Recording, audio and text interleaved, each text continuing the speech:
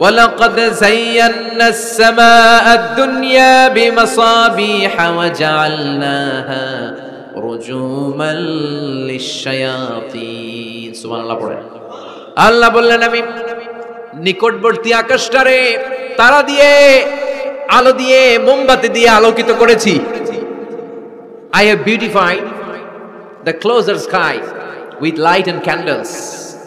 আমি তারা দিয়ে নিচের আকাশটাকে সুশোভিত করেছি।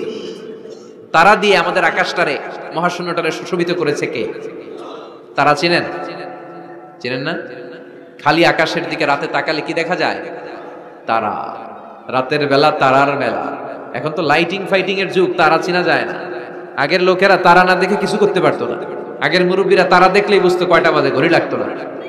আগের নাবিকেরা তারা দেখে তারা রাত কয়টা বাজে নির্ধারণ করে ফেলতো। সুবহানাল্লাহ পড়েন। কত ধরনের তারা আছে। শুক তারা নাম শুনছেন? ধ্রুব তারা শুনেছেন?